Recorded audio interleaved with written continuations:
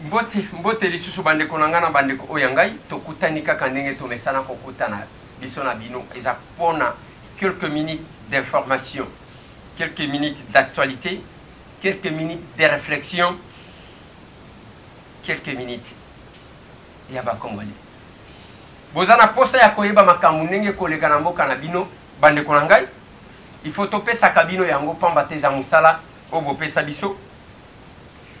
Na Kinshasa événement ya munene salemi lobby totela tibino ndambu ya présentation ya ba prévenu ya dossier ba bengi kamwena sapu mais lelo tokotela bino pe sorti ndenge bazo pesa ba charge na bango na sorti ya batu wana ndenge ba kozonga ba présenter bango bazo pesa infraction moko oyo batu news ekangi batu news balobi bango ne mtu bataka le 17 mai 2017 bataka prison centrale de Makala batake ba kacho ebele awa batake pe marché central ba présenter bandeko wana bozomona ba ben bozomona ba yoko za ba jeko bomoni ba petit nanga yoyo Christian ainsi de suite batu bazawana il y a les gens de l'UDPS ils en a batu misusu bazaya UDPS.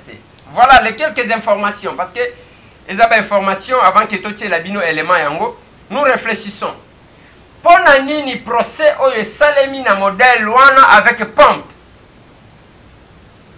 est-ce que ça pona kotali sabatu te que bino soki bometi ko bima le 30 to kozwa bino pe que bozaba toka mwena sapute et puis ba ko juger bino na degré moko pe na ndenge moko. Je dois profiter d'abord pour dire merci na ba o bandimati que to filmé parce que makambo ebele bandimakate au moins on nous a accordé l'occasion de filmer au moins les procès. Merci Nabino, c'est aussi la publicité reconnue, consacrée par la constitution de mon pays. Les lotomoni bamusu bautaji kananga, batwaka mwena sapu, bamusu batwayi de pes, s'assumer qu'ils sont des leaders de pes. Owe pronaka non-violence. Est-ce que ce procès, balobi retour le 8, ndeto kokende lisusu bandeko na biso bakosamba. Yango te mutu esalaki ke Jean-Marc Kabound ba bloquer passeport na ye parce que ba yebi ke bakotanga ye na kati ya procès.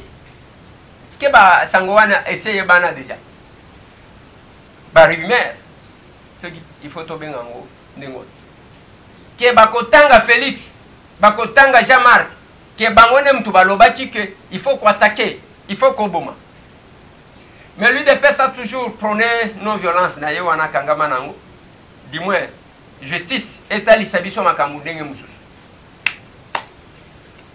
Mais otali dispositif ezwama kilobi tala ba mituka tala ba arme tala biloko biso ngai na ebité eloko ya muke kaka na sepela kinango eza quand même bus oyo batiaki bandeko na ngai un bus quand même propre otali saki un prisonnier azo mériter quand même honneur au lieu ya mutuka neti mutuka oyo bachaka Eugène Jomi Dungal camion tala camion lokola camion ya côté kamaki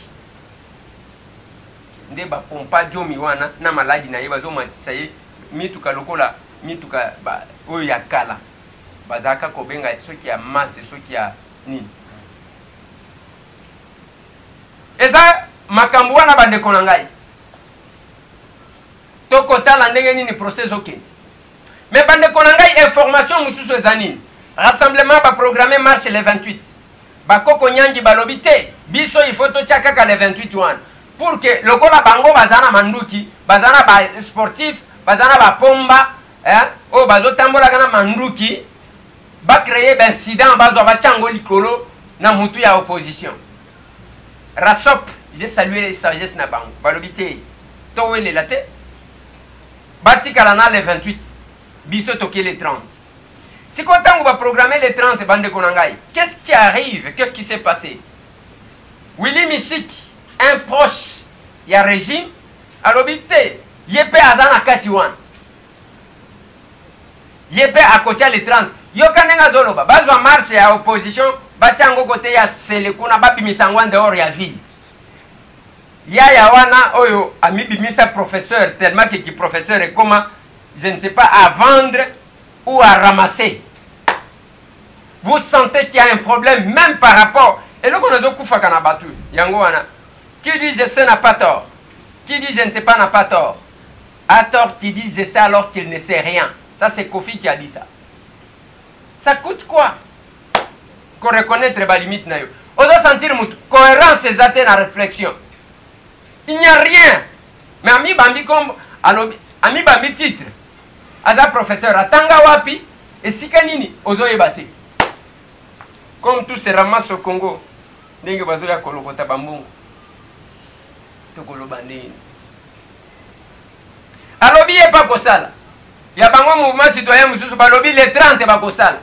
Mutu mususu ba misusu ba yeko bakisama eza bato amende. Bango pe les 30 il faut basala marche. Bande kona ngai. Bozana kati ya ba institution, soni ya modèle nini oyo. Vous marchez pourquoi? Pour se soutenir bino moko. Bino bolobi opposition bazo banga élection. Siko bozo banga nini? Et puis bolobi bazana batute bazamuke. Botiki basala marche basala mpiaka na bango. Mais non, on a koloba. Sorti bozo kanisa que les Congolais continueront à kobanga bino pour bolobi ba Congolais bakimi. Bozo mikosa parce que toyebi. À part peut-être boya na manduki botele makutu te mangu moko bozali nango. Botonda kana ba hotel. Bobandi kolobela kuna hallo. Ezandenge nini kuna? Avec tout ce que vous avez. Ce pays c'est notre pays à nous tous bande konangai. Oh bozo sala lelo vous allez regretter, vos enfants répondront. Génération de génération va répondre. Bizale liboko sala bozo bomambo kana bino na moi. Na simanango bo vanda bana bozo eza bisote, eza ba Tunisie, eza ba Rwandais, eza ba Ougandais. Mais c'est n'importe quoi ça. C'est n'importe quoi ça. Comme il est là, comme il est là, comme il est là, comme il est là. Comme il est là jusqu'où? Découverte, découverte. Comme il est là jusqu'où? Nous sommes là devant responsabilité Nabiso. Oh bako sala makambu, batu misusu te. Biso moko. Allez, boke boko luka ba Rwandais, boya bota la fenêtre Nabiso. Dès que tindi kiangwe koko ya boko tawan. Porte Nabiso wana seri Rwanda kufa bino moko. Après bomoni ango découvert. Les Congolais doivent s'assumer, j'ai dit. Il y a ceci. Bonimaki kokota na conseil, il y a droit de l'homme. Bozakuna, bosalela qui va faire, bomeli ba champagne. C'est maintenant qu'il faut respecter les lois. Les manifestations, la liberté à manifestation est garantie par la constitution de mon pays. Comme vous ne respectez rien, bozala bozolu ka ba incident. Bon, comment on a ba incident pe bokokuta na nango, mutu akobanga pe bino azate. Ndenge na lobaka na bino. Mutu akobanga bino azate. Mais attendez, il faut tout à l'année. Na obango yo zanani. Ozanani pour que biso batambwe oyo ngai. Biso to banga yo. Ba sengi marche, bo sengi le même jour. Bino nyonso boza majorité. Koko Nyangi aza secrétaire général à Dieu ya AMP a sengi bosala. Ba tikeli bino le 28. Te bo mati le 30 parce que bozo mona ba zoba na bino bakobanga bino tiwa. Soki bozo luka liwa ya batu bokokutana nango et vous répondrez. Ça, je vous dis. Beaucoup répondre. Et comme il pona nini. Pona nini ya malonga bozana. Pona nini bozo représenter quoi? À part Kobanga. Et ça, la passe si bande konanga boko limbi c'est air moko ça énerve jusqu'à ce niveau-là. Parce que bah ya oyo. Si tout bateau ba lela ne bazo pesa ka bango ba po. Kolela. Yango bazo sakana bakomi ko benda biso na bazolo na ba matoi. Po ba yebi ke tokomile la kaka. Tolingi to proposer bino ba charge oyo. Ba retenir contre bande kona biso po ba lobaki yango na sima nango ambiance ya sorti. To zalaki wana. Eza pona musala bino bo pesa biso. Mais boba te la maike mukibai bande kona nga bozana Belgique, soki bozana posa ko zoyer. Boko benga mwana mboka bokechu premier. Je crois que mutu bazana yekuna boko solola boko mona na ye moko pe mwana mkolo lupango akoza la pe wana sans que bino boy ya sala ka des fois azala kisasa des fois zakuna akoki pe kozala wana to éviter on ne sait jamais eza pas moi masolo mais botala to landa nanu ambiance na ba charge ndenge ba pesaki na sortie ya bande ko wana bikalangana nangu mu point chaud wa groupe wa basalani tobekela ni gêne ukisaba chimena cha mchanga cha essence dans le but de troubler gravement l'ordre public par l'intimidation. bikala mukira chila kabunya kashin kutwala chinyamu kutwala buliye kabunga chi abantu basalani mu La terreur, okubahesha gowa d'attenter à la vie des autres autorités tant civiles que militaires. En date du 9 mai 2017, mu matuko mundu chitemba achidimu matuko chitemba amupisa mu machini chitupikana vers 2 heures du matin, devumubeba ibitu wabutu occasionnant de blessures graves ina ulimutu alaka bitita itaka kutabine na bikol à l'acte d'armes blanches nikala ka bimombula bingoma bitu tubikeleni arme blanche miela à feu, à l'aide d'armes blanches et à feu, nikala mombula bingoma bitu tubikeleni arme blanche ya mwela ni bya mujibu sur les policiers du point chaud du groupe mobile d'intervention Jeune Team Est. uji groupe wa basalai abantu bajeni basangi mu point chaud Positionné sur les petits boulevards Lumumba. bikala babateka uluseka la petit boulevard wa Lumumba bikala na ngomu bayiboyesha bilibwinga munyanga ya chinyanga muchinanga cha Kinshasa Ville de Sénat, capitale de la République démocratique. bikala ya chine chimenga echi Nungu ni bidibona ngo mu République démocratique de Congo. Les mouvements insurrectionnels dénommés Kamwina Sapu. Mudimu ani chisumbu chine cha chinyawo chichira chibidilimo nchakulana bantu bakamwina Sapu. En se rassemblant dans les cadres des rituels du mouvement subversif Kamwina Sapu. Bikala badisanga nangu bakubwela mu mouvement wa mwana etuke bidilimo chine cha Kamwina Sapu. Des préparations et d'évaluation d'attaque. Bikala badilongolola mokumona mushindo wa kwenza ku chinyawo. Respectivement aux adresses ci-dessus. Au numéro 303 de l'avenue Balouba. Mon numéro 303 mu avenue wa Balouba. Quartier Lingwala. Au quartier Lingwala. Commune Bangalungwa. Commune Bangalungwa. Au numéro 565. Mon numéro 565. Avenue Pétunias Limité Résidentielle. Avenue Pépinière Limité Résidentielle. Au ciel de l'IDP sur le petit boulevard Limité.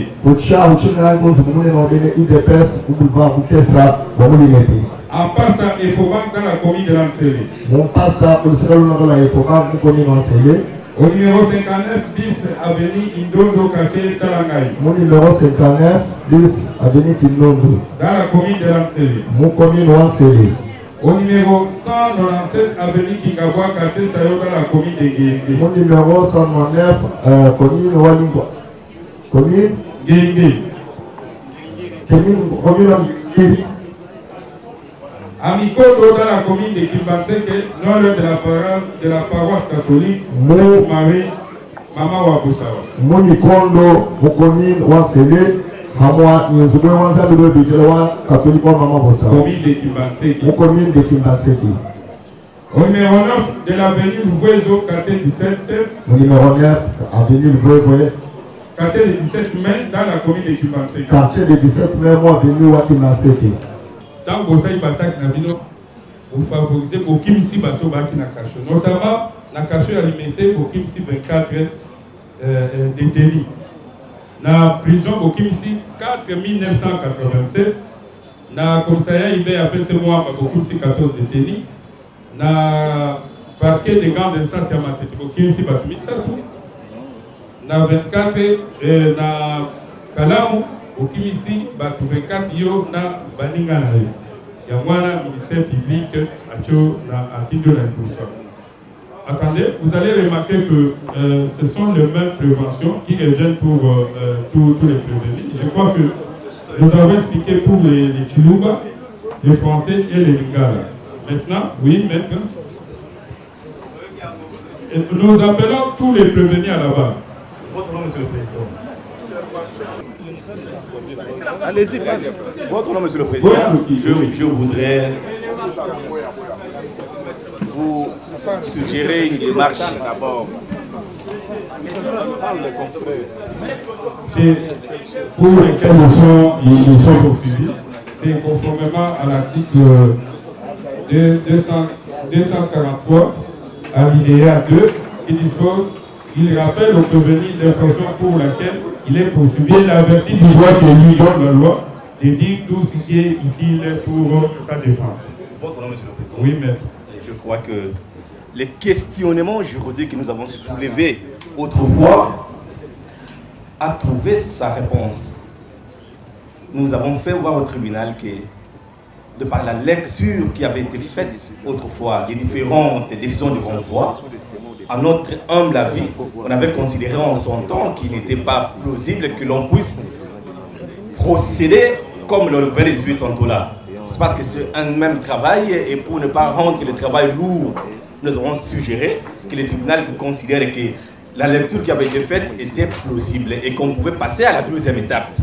Voilà pourquoi nous considérons que le tribunal a également compris avec nous cette démarche qui était aussi intéressante, qu'on puisse maintenant reposer notre question qu'on avait posée en son temps. Est-ce qu'on peut commencer par l'organe de la loi, comme ça nous passons, je ne sais pas si le ministère public a des préalables, comme ça vous allez aussi intervenir. Nous allons aller un peu rapidement parce que nous devons tenir compte du retour de prévenir à la prison.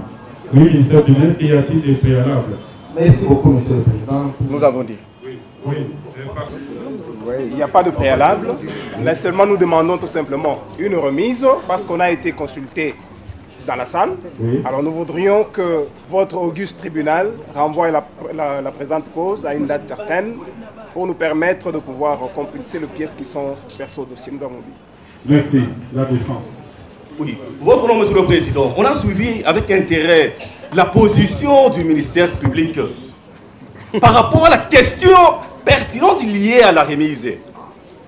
Votre nom, monsieur le président, vous avez vu vous-même comment c'était fastidieux de procéder à la lecture de différentes préventions. Nous ne pouvons pas évoluer maintenant. Non, on doit évoluer pour montrer. On est en train de motiver notre position, votre nom, monsieur le président. Nous sommes du droit de la défense. On est dans l'intérêt de la défense. Il y a bon nombre d'avocats qui venaient d'être consultés il n'y a pas 2 heures du temps. Il y a de ceux-là qui venaient d'être consultés il n'y a pas 48 heures. Et vous avez vu ces chapelets de prévention. Et le dossier, c'est un dossier intéressant, il est sensible. Le droit de la défense doit être garanti. Voilà pourquoi, monsieur le président, nous réitérons le chef de demande lié à la remise au nom du mémoire qui avait été introduit. Et nous disons, pour l'intérêt de la cause, une remise à 3 semaines paraît important pour nous permettre de préparer la défense et que le ministère public se prépare en conséquence parce que ça va chauffer. Il y a des moyens colossaux, il y a des moyens patents de droit qui doivent être préparés. Vous verrez ici avec nous, monsieur le président, il y a une mosaïque des prévenus et aussi il y a un collectif d'avocats. Et ce collectif doit s'organiser, ce collectif doit structurer la défense pour que le moment venu, avec l'organe de la loi, on puisse en découdre, votre honneur, monsieur le président. Voilà pourquoi, votre honneur, j'ai dit, dans l'intérêt de ce droit de la défense et au nom d'un procès équitable, votre honneur, monsieur le président, vous accorderez cette remise à 3 semaines. Le temps paraît important et nécessaire pour nous permettre d'organiser la défense et nous désabonner. Merci. Je mise en 3 semaines. Ministère public. Nous réitérons notre position, mais par rapport à la demande de la partie prévenue, nous demandons au tribunal de y répondre avec sagesse. Nous avons dit. Donc le tribunal va couper la part en deux, c'est-à-dire nous renvoyons à 2 semaines et le lieu vous sera communiqué. Dire quelque chose, monsieur le président. Concerne la remise,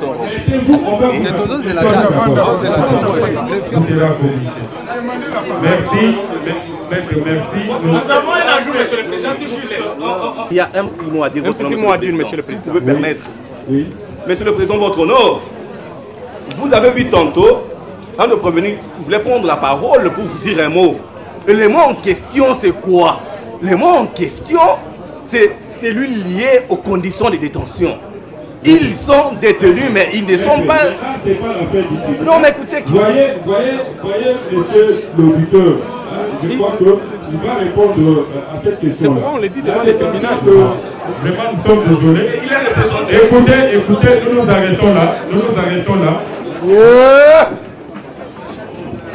Moi, regardez, vous, au 5, au 2, armée, immobile.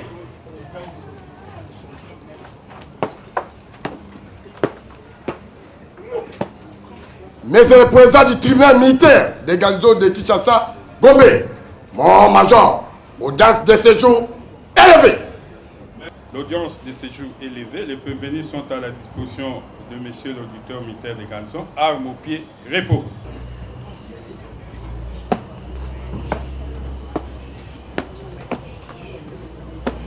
Armes au pied, repos. Alors. Et puis nous sommes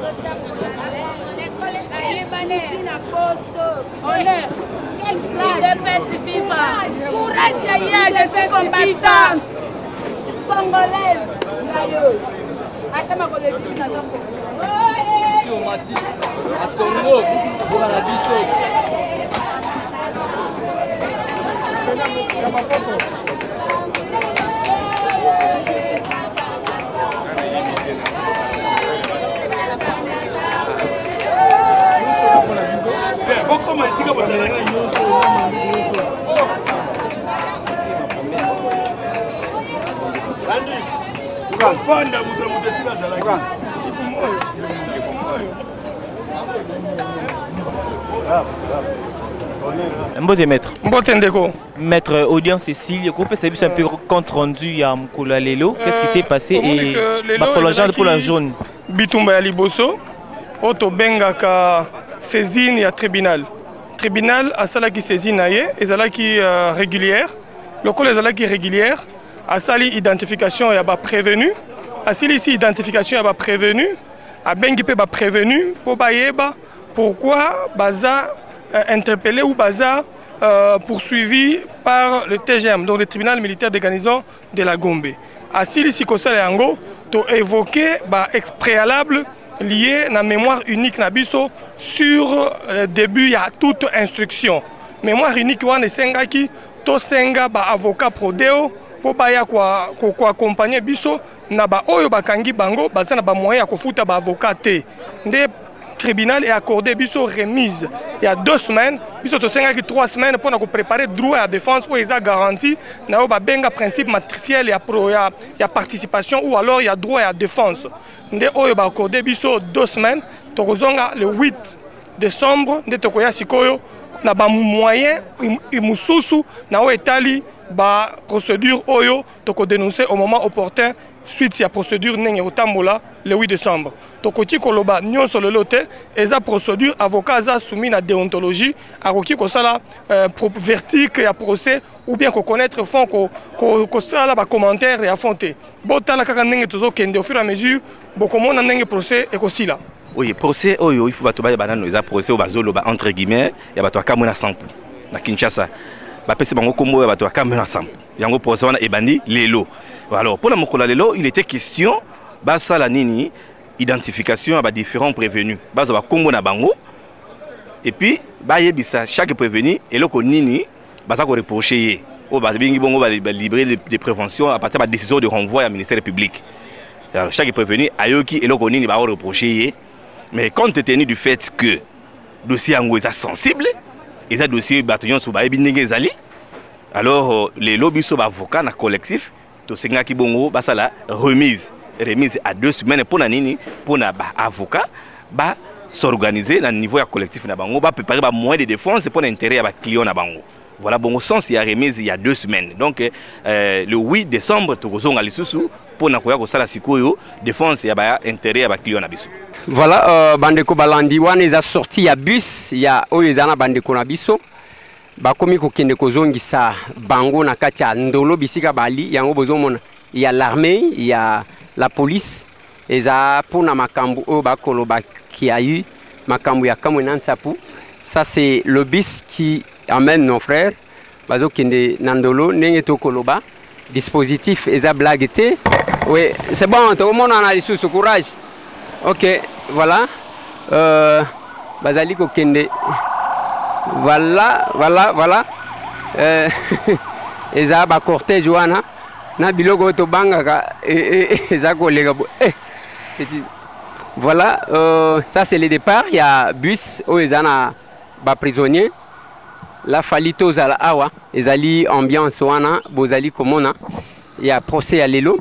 Bah de konabiso ba présenter bango ndenge balingai ba présenter et puis ba signifier bango ba motif et arrestation à bango pambate makambo eza koloba matro. Mais ce qui est vrai est que nous craignons une chose et loko tozali ko banga ezanini c'est pour ce début de procès au besoin on a quelques membres de l'IDPS bokoyoka ba kombo bato ekotanga matanga maka et ces gens-là n'auront pas droit de sortir parce que raison ba kopé c'est ça que les enquêtes sont en cours. Voilà, il nous a fallu être là dans la haute cour militaire à Kinshasa, côté Assoussimat, pour nous assister à l'événement. Mais espérons que cette ambiance-là, voilà, dans le camion à Mayamoto et tout ce qu'il y a, c'est l'ambiance. Il faut aux alakaka. Parmi les policiers, ils sont les gens qui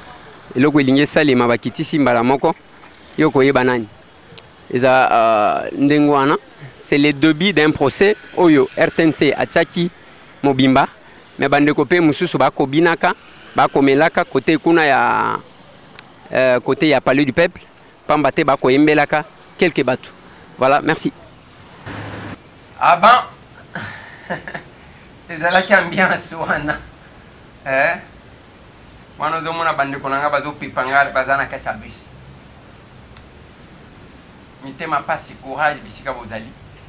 Un jour tokomona na kata. On ne peut pas certainement encourager barbarie, mais on ne peut pas aussi accepter que les innocents soient inquiétés. Maman wana zolo banangande ko les airs filmer ngata landenge basalingai na ba service ko beta mama wana makolo vimba boy. Mais mutu moko pa ko vanda kaka ameli zododo abandi ko finga bato modelo. C'est ridicule. Maintenant, le baka toujours le quota est à la calme. Attention que ton gars est en costume. Mais un jour, c'est mon souhait, nazo sambe, que Kabila ake.